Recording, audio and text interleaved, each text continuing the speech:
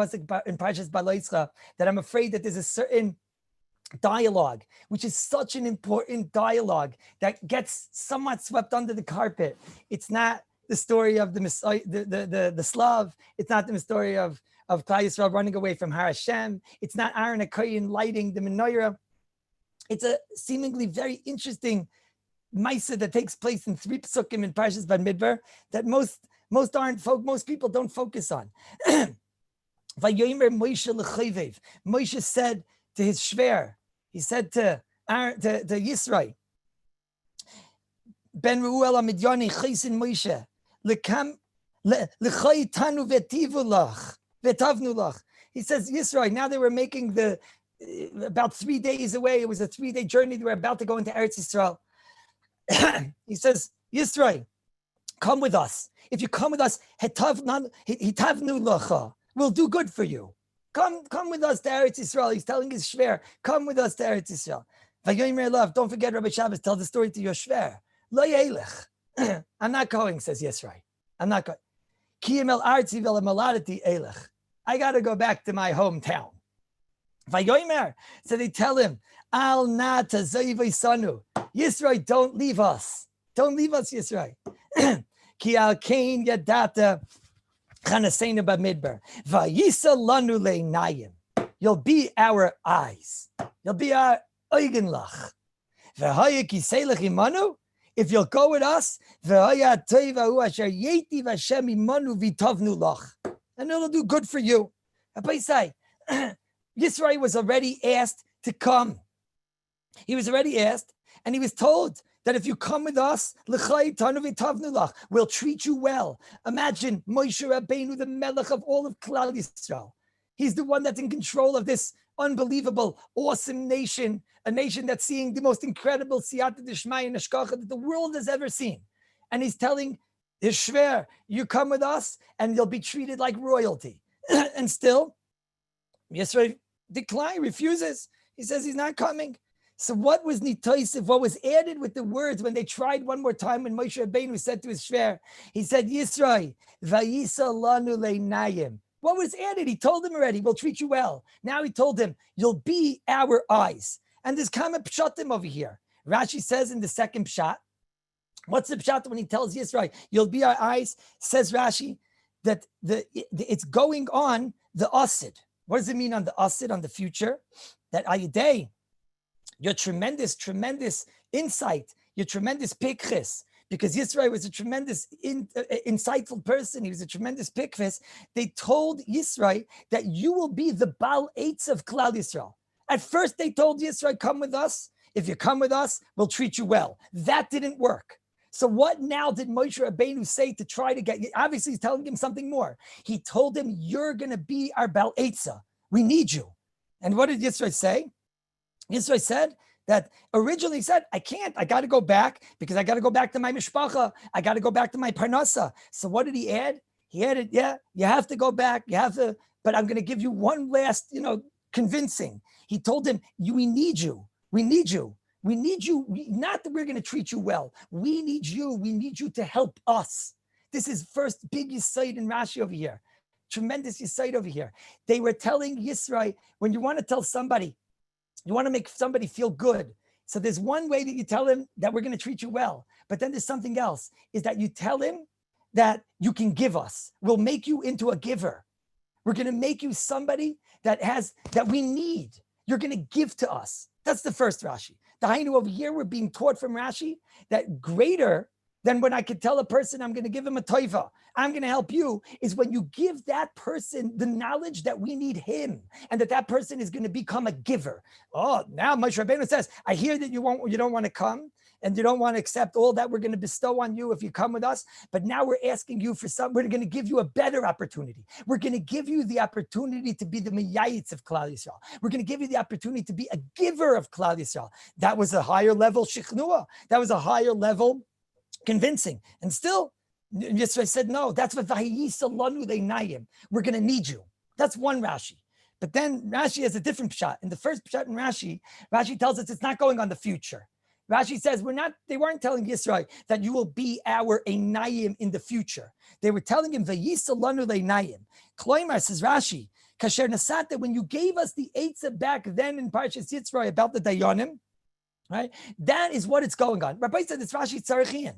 Rashi's saying that they're telling Yisrael that Yisrael, come with us. Why? Because you gave us an Eitzah back then. Why is that another reason to come? One reason to come is we're going to treat you well. That didn't work. Yisrael said, I'm going back. But Yisrael, come with us because you once gave us an Eitzah. Rashi's teaching us over here. Rabbi said, tremendous Yisoid in Akaras HaToiv. Rashi's teaching us Yisoid over here. They told Yisrael, come with us. If you come with us, so then we're going to treat you well. That's not enough. Moshe Rabbeinu adds, no, you don't understand. Come with us because you once gave us an Eitzah and we appreciate you. And we feel a hakaras hatoiv to you. And you don't know how special you are to us and how much you mean to us because of that Eitzah. And he was telling them, we are a nation of makirei toiv. And what he just did was, he took the matana that Yisra gave, the Eitzah that Yisra had given so long ago, and he brought it back alive. And he showed an appreciation for it. And he was telling him, come with us, because you see that we are makirei toiv. And he was teaching them that we still live off of the original Eitzah, and we have a constant appreciation. Constant appreciation, that's a new reason to come with us. That's the second thing Rashi teaches us over here. But other pshatim over here, there's a third pshat over here. Rashi brings down a Muridik Rashi, this Rashi Rabbi say. This Rashi in Bamidbar Yud Chavtes Lamed Beis over here should be required reading. It is required reading. Rashi says, Muridik. Yisrael, come with us. They said already, come with us. We'll treat you well. Not enough. Yisrael's not coming. But they said, Yisrael, come with us. You know why? Because you'll be beloved to us like the Galgal Einenu. Says Rashi, V'ahavtem es hager. We will love you. This Rashi is the Moiridik. They told him, we'll treat you well. Come with us, we'll treat you well. That wasn't enough. I'm going back. I'm going back. We'll treat you well. I'm going back. Right? But they told him, Yisrael, we love you. We love you. Right? We'll encourage you. We'll tell you, we'll show you how much we love you. We'll have an ava for you. That's a reason to stay. There are three tremendous, you say this in this Rashi, Mistama, you could use them in Shalom Bayis. Mistama, you could use them with children. Mistama, you could use them with friends, Rabbi say. Everybody needs this. There's three, you say this over here, Rabbi say, in the whole entire limit of interpersonal relationships. The first limit is that if you want to make a person feel, the first thing how to make in Benadim L'Chaveiroi, in relationships, in a husband and a wife, is the first thing is that you tell a person, you can give to us. I need you to give to me. That's how you create a relationship, is if you show the other person, I need you to give to us. A lot of times our wives say to us, like, what do you want for dinner? Whatever you want, I don't care. Oh, that's like the worst thing that you can say, Rabbi say. Just tell now, whatever you make is fine. Right? If you tell a spouse, it's a mashal, Rabbi said, but use it in other places in life. When you show a child, you show a wife, you show a friend, that I do need you. You're giving them something. When you're giving them the opportunity to be a giver to you. When you tell a wife, you know what? I want you to make this and this. When you make that, it makes me happy. Right? So then what did you just do? You gave her a strength. She's a giver now. She's not just like a cook and this. She's a giver. She's a geber. She gives something to you. Giving somebody the ability to be a giver is something which is so fabulous. It's the greatest matana you can give someone. Then Rashi says another yesod is that you'll be appreciated. The second yesod they told Yisrael is that you'll be appreciated. One yesod is that giving someone the ability to give to you, that's a matana. The second yesod, says Rashi, is that they tried to tell Yisrael, stay. You know why? Because you'll be appreciated. And a person, you have to get into the mode. You live in a world today of such unbelievable chutzpah. Such chutzpah in every single oifen of the world. Chutzpah and chutzpah and chutzpah. And every single person in the world is so self-centered, except for a few of us that learn the Halakha Torah. A few of us that are true to the Torah Kedosha. But everybody else, if you live in a world today that people can go and ganovim and rishoyim because me and me and me and me and me, whether it's in their genevas, whether it's in their ashkafas, in their deis, whether a person can walk around, not care if he hurts other people, so it's their problem, not care if other people get hurt as a result of his actions, being in his medical, pain in his physical, pain in his genevas, pain in his everything. So what you have to learn, Rabbi Sai, is what the Torah Kadesha tells us over here. Fakir, to appreciate others rights, to have things, to appreciate others' rights in general. A person, to take this into the mashal and to shalom bayis, he has to compliment and compliment and compliment. Yisrael was being told over here, we'll give you. Yisrael said, that's not enough. I'm not going to stay for that. We'll treat you well. That's not enough. So Yisrael is told, okay, but you'll be a giver to Klal Yisrael. That's already a reason to stay. Yisrael is being told, we'll appreciate you. You'll feel appreciated. You'll feel that what you do for us has a value. That's a tremendous insight. A child that feels that he's appreciated, a child goes and he cleans up. And right, you make a very big deal. We appreciate it. We appreciate it. When a child feels that he's appreciated, so then you're giving him such an moiridika ahava. You're giving him something which is a reason to stay. And we all want to give children today a reason to stay. He's giving a spouse a reason to stay. But then Rashi tells us the third thing. Rashi says, they told Yisrael, we love Gerim. They told him, we love you. And that's enough of a reason to stay. You'll be loved over here. Constant ahava, pain for a spouse, pain for a child, pain for a friend, constant ahava, constant love. A person has to go to spouse, to children, to parents, to give constant ahava, constant love. That's what Yisrael was being told. We'll give you. Yisrael said, no, that's not enough. That's not enough. They told him, we're going to love you. You're never going to feel loved like this anywhere else in the world.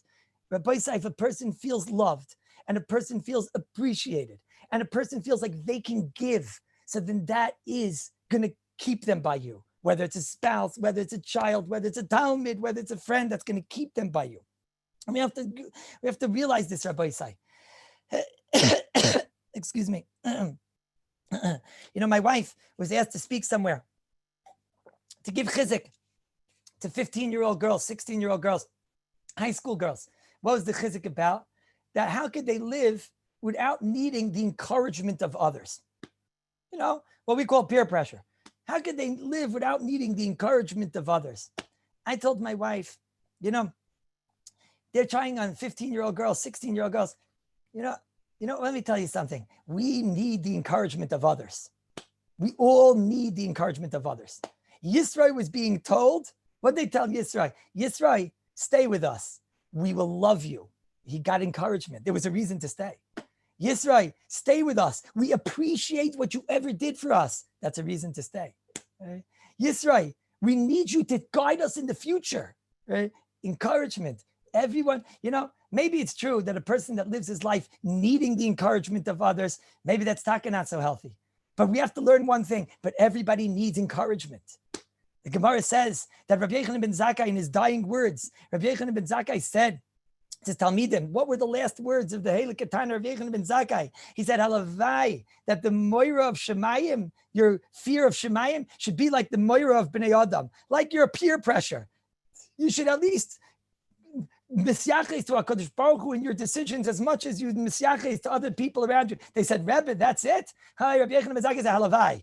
What was the chachma Rabbi Yochanan ben Zakkai was teaching us? Rabbi Yochanan ben Zakkai was teaching us everybody needs encouragement. So he was saying, if you need encouragement, so then make a self-definition of yourself, have a self-understanding, and then make sure that the people that are just because surround yourself are not going to be a stira to what the Rebbeinu Shalom's desire is. But you're going to always need encouragement in life. We always need encouragement. And Rabbi say, everybody needs to feel loved.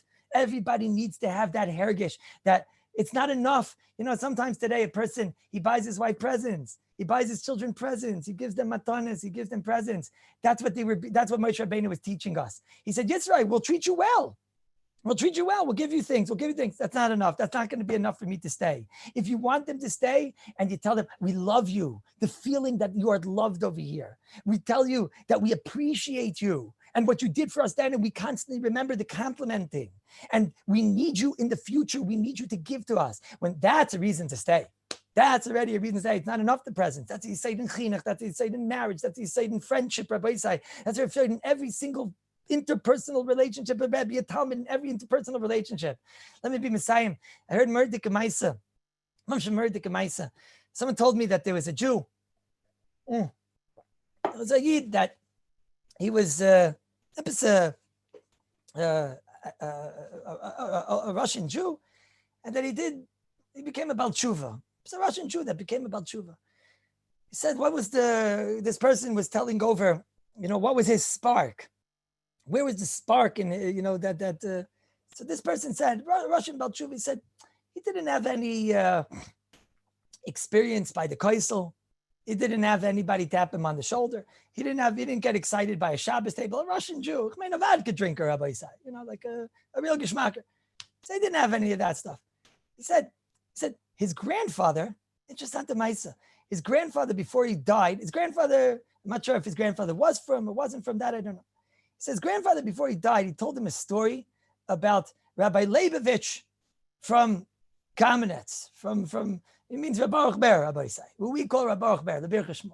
So he told him a story about the Kamenetzer Rabbi Baruch Ber. So what was the story?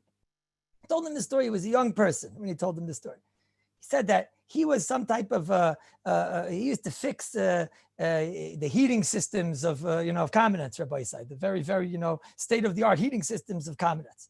So Rabbi Baruch Ber, one time his heating system broke. Whatever that means. I mean, the Tanner Beis HaChoyref. I mean, the fireplace broke by Baruch Ber. And the house was freezing. So they went and they got this person to fix the dust, to fix the oven. As I'm saying the story, I realized that Mustama, the grandfather, must have been somewhat from. But Al Kapanim, they got this person to go and fix the heating system of Baruch Ber. Baruch Ber walked out after davening. He came into his house in the morning and he sees this person fixing this oven, fixing the heating system. So Baruch Ber said to him in Lithuanian. He spoke to him in in English, as we said.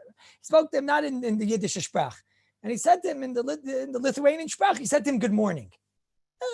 A simple good morning, not with a lot of lave. Okay. So the person fixing the oven, fixing the fireplace, he turned back to Baruch Ber and he said to him in Yiddish, he said to him, good morning, whatever, he said to him back in Yiddish to give him a hergish of a good morning. And Baruch Ber chapped that the person that's fixing the oven, this boy's grandfather, was a Jew. In fact, the person that's fixing the oven is a Jew. And that he thought that he was a goy. And that he spoke to him in the Litvish Sprach. He spoke to him in not the Litvish Sprach. He spoke to him in the Goyish Sprach. And Baruch Ber started to beg him mechila. And he told him, ich betach mechila, ich hab nicht gewiss that you're a Jew. I didn't know, it's not my fault. He started to beg him mechila. And he saw that this simple worker didn't really bother him so much, and he didn't understand what Baruch Ber was asking him mechila for. So Baruch Ber sat with him, and he started to explain to him, you're a Jew. And he started to explain to him what it means to be a Jew. And he started to explain to him what it means to be a Yid. And he started to explain to him what the difference between a Yid and a Goy is. And he started to explain to him, so what is it when a person would mistake you for a Goy and you're really a Yid? And then after all of that moiritic irrigation, so he said to Baruch Ber, said to the person, he said to him, now you moichel me. He said to him, now you. So the person said to him, yes, now I'm moichel you. Now I'm moichel you. You mistook me for a guy. So now I'm moichel you. So Baruch Ber still wasn't convinced. And Baruch Ber said to him, I want to tell you, you're a Yid and I love you. And he gave him a kiss on his head. Baruch Ber, the Bir Shmuel, Rabbi Say, the Talmud of Reb Chaim. Baruch Ber, he kissed this person on the head. I'd come the story. This person, before he died, he told over the story to his grandchild. And he told the story. And in Mistama, the way I was understanding the story, as I'm saying it now, Mistama, the grandfather was from, and the grandchild was not from. And he's trying to tell him the difference between a Jew and a guy. A Jew and a guy, that's what, he's trying to teach him. The difference between a Jew and a guy that Baruch Ber told him. And I guess always remember the difference between a Jew and a guy, that you'd have to ask somebody mechila and kiss him on the head if he would mistake you for a guy. Okay. So this person was telling over a story and he got from. The story sat in his head for years and years and years. And he got from years later. He always says this was the story that put him on the derech. So nobody tapped him on the shoulder. The grandfather told him the story. So somebody once asked him, Taka was saying over the story. He said to him, what, Taka, that feeling that Taka, a goy is this and a yid is this. And he said to him, no, you don't understand me. That's not what got me from. What got me from was the kiss on my grandfather's head. I feel that kiss from Baruch Ber. The kiss on my grandfather's head, I feel from Baruch Ber. Das was Baruch Ber sagt, the chilik to vision a guy in a yid. That I don't feel. That I understand. He said, but when Baruch Ber kissed my grandfather, that kiss went through my grandfather, into my father, into my head. I feel the kiss of Baruch Ber. I say everybody needs the enthusiasm. Everybody needs the love of other people. Everybody needs to feel the kiss of somebody else. Everybody needs that, especially in these days. So Rashi over here is teaching us, Yisrael, you can give a person, and we're going to treat you well, Yisrael. That wasn't enough to stay. If you want them to stay means stay strong to Yiddishkeit, stay close to marriage, stay close in a relationship. If you want that, so then you make the person know, you can give to me, I'll appreciate you, and I'm going to love you. You do that, Rabbi say, you'll have great relationships. I get in Shabbos.